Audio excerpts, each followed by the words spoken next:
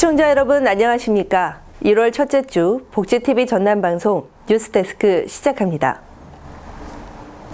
여수시가 전남 동부권 최대 규모인 이순신 도서관이 개관식을 갖고 본격적인 운영에 들어갔습니다.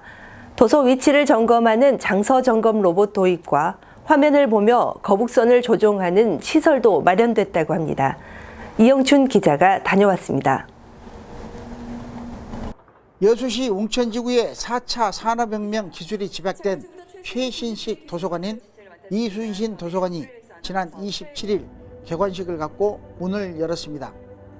전남 동부권 최대 규모인 이 도서관은 총 사업비 198억여 원을 들여 연면적 2,600여 평방미터의 지하 1층, 지상 4층 규모로 지난 2018년에 건립공사에 나서 2년여 만에 완공했습니다.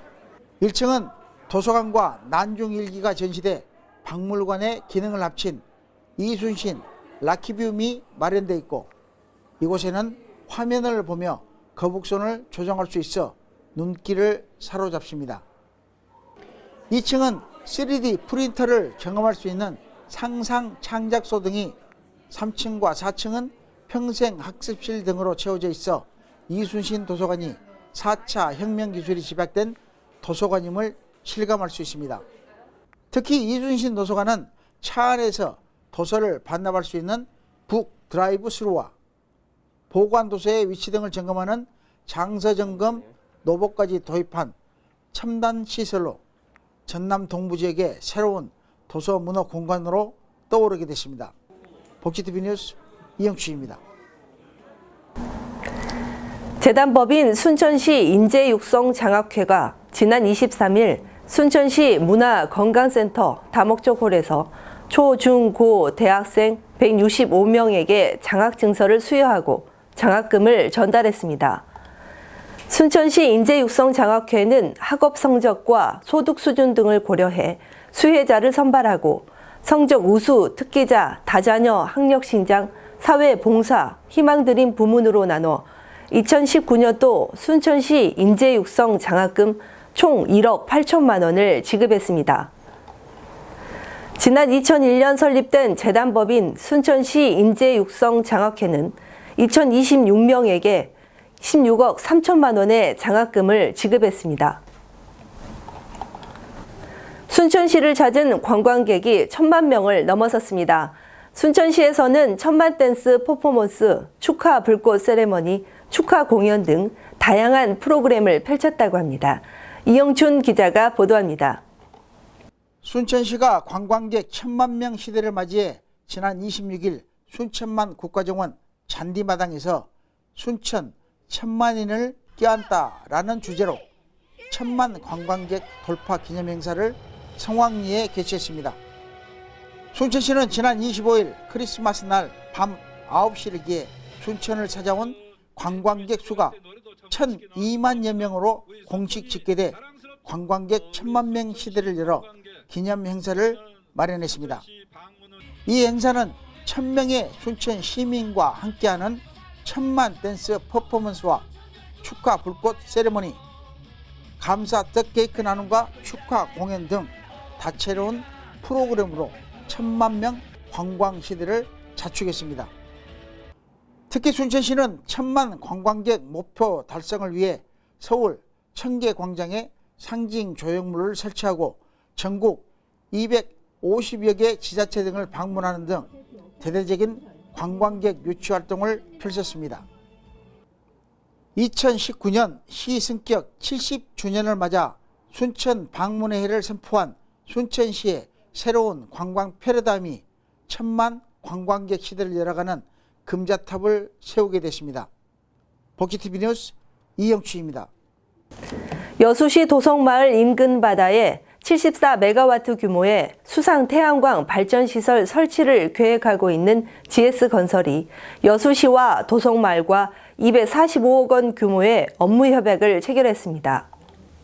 지난 24일 오전 여수시청 시장실에서는 권오봉 여수시장과 임기문 GS건설 전력사업본부 대표 하태훈 도성마을 재생추진위원장이 도성마을 도시재생 지원 사업을 위한 업무협약서에 서명했습니다. 협약에 따라 GS건설은 2020년부터 2022년까지 170억 원을 들여 도성마을에 세탁공장과 스마트팜 등을 지어주고 70억 상당의 현물과 서비스 등을 후원하게 됩니다.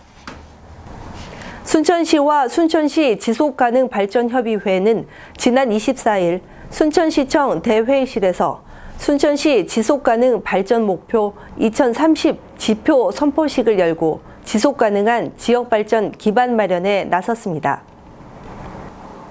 이번 행사는 환경과 경제, 사회 분야에서 실질적으로 순천 시민들의 삶의 향상이나 개선을 체감할 수 있는 중요한 지표들을 시민들과 공유하고 지속 가능한 미래 도시 순천을 만들기 위한 토대를 다지기 위해 마련됐습니다.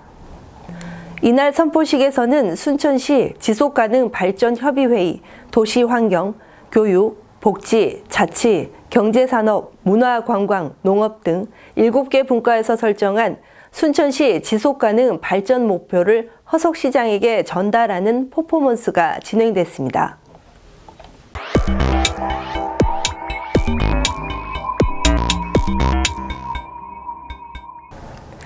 우리 지역의 핫 이슈를 전해드리는 토크인 전남입니다. 복지TV 전남방송 이영춘 본부장 나오셨습니다.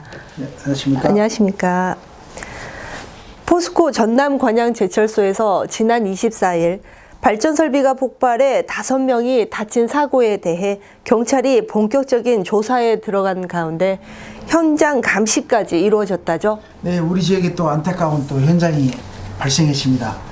지난 24일 오후 1시 13분쯤 광양시 금호동 포스코 광양제철 내 폐로 망간공장 인근에서 시험 가동 중인 발전 설비가 폭발해 작업자 1명이 무릎 골절상을 입고 4명이 다쳐 병원 치료를 받았습니다.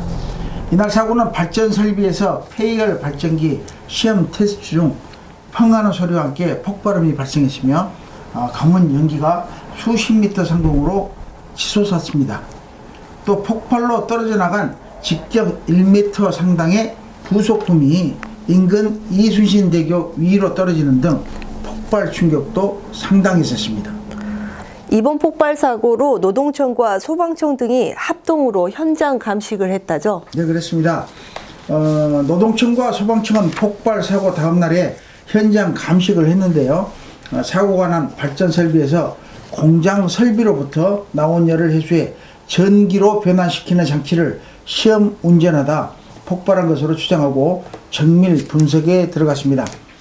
특히 광양경찰서에서는 감식 결과가 나오는 한 달 뒤에야 원인 규명이 가능하겠다며 그때 가서 설비 운용상에 문제점이 없는지 국과수 감식 결과를 토대로 해 수사에 적극 반영하겠다고 밝혔습니다. 또한 폭발 충격으로 이순신 대교를 파손시켰던 쇳덩이는 중장비까지 동원해 제거됐으며 사고 즉시 교량 안정성 점검도 이루어지고 있습니다. 이로 인해 이순신 대교는 사고 직후에 교통이 통제되기도 했습니다. 네. 이번 사고로 제철소 인근 주민들은 최근 이어진 폭발과 정전사고 때문에 불안감을 감추지 못하고 있다는데요. 네, 제철소 인근 광양 시민과 제철소 인근 지역민 또한 여수시 묘도 주민들은 지난 6월 니켈 추출 공장 폭발과 7월 대규모 정전에 이어 이번 폭발 사고 등 광양 제철소에서 각종 사고가 잇따르자 무방비 상태로 사고를 당했을 때 더 큰 피해가 오는 것은 당연하다며 불안감을 감추지 못하고 피해 대책 마련을 요구하고 있습니다. 이에 대해서 금속노조도 성명을 내고 안전사고가 반복되면서 노동자와 주민이 위험에 노출됐다며 안전체계를 다시 정밀 점검해야 한다고 주장하고 있습니다. 네, 수고하셨습니다. 고맙습니다.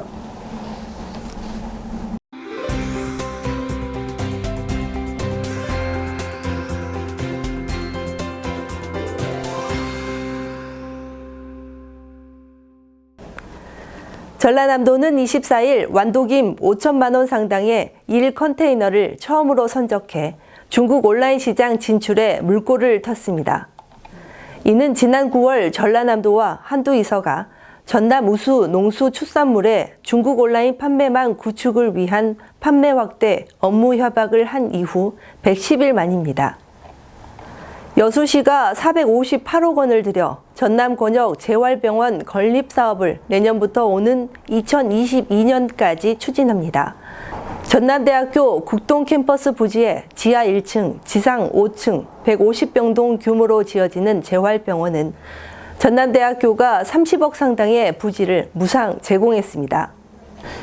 화순 전남대학교 병원의 국가지정 전남지역암센터가 2020년부터 광주시와 통합한 광주 전남 지역암센터로 재지정받아 명실상부한 암정복 거점병원으로 새롭게 출발하게 됐습니다. 이로써 화순 전남대학교 병원은 광주시와 전라남도가 함께 참여하는 지역암센터로 암 전문 의료기관으로 제도약을 도모하게 됐습니다.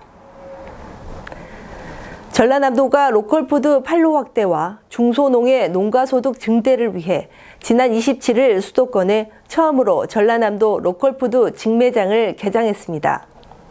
전라남도는 롯데슈퍼 서울목동점, 경기철산점, 인천연수점에서 전라남도 로컬푸드 직매장 개장식을 갖고 신성 농산물과 가공식품 150여 품목을 연중 판매에 나섰습니다.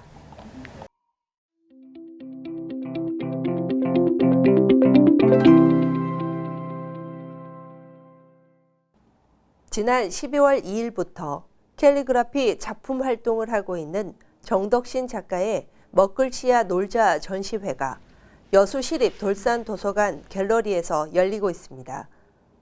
오는 1월 31일까지 열리는 이번 전시회는 글씨의 아름다운 감성을 담은 작품 총 20점이 전시되어 있습니다. 작품 속 글귀에 어울리는 글씨체로 표현된 손글씨 캘리그라피는 그 자체만으로 색다른 감성을 보여줍니다. 작가는 붓과 먹으로 글씨를 쓰고 도자기와 블라인드 등 여러 가지 소재를 이용하여 글씨가 단조롭게 보일 수 있는 작품에 작가만의 감성을 입혀줍니다. 이번 타이틀이 먹글씨야 놀자인데 우리 한국 예술문화연합회 그 타이틀 교본 책이 먹글씨야 놀자거든요. 근데 그 글씨를 제가 배웠고 또 지금 가르치고 있고 해서 그동안 배웠던 글씨를 가지고 한번 올 한 해 지나가기 전에 마음껏 한번 써보자. 써보자는 것은 놀자라는 뜻으로 먹글씨야 놀자라고 했으며 다양한 소재와 또 다양한 재료를 가지고 활용을 또 해보았습니다. 이처럼 독특한 개성과 창의성으로 아름다운 손글씨를 전해주는 정덕신 작가는 캘리그라피 강사와 개인전, 단체전 등 활발한 작품 활동을 하고 있습니다. 캘리그라피 문구를 통해 따뜻한 감성이 묻어나는 작품들이 관람객들에게 감성 충전으로 행복을 누리는 시간이 되길 기대해 봅니다. 복지TV 뉴스 이소영입니다. 이상으로 뉴스를 마치겠습니다. 오늘도 함께해 주신 여러분 고맙습니다.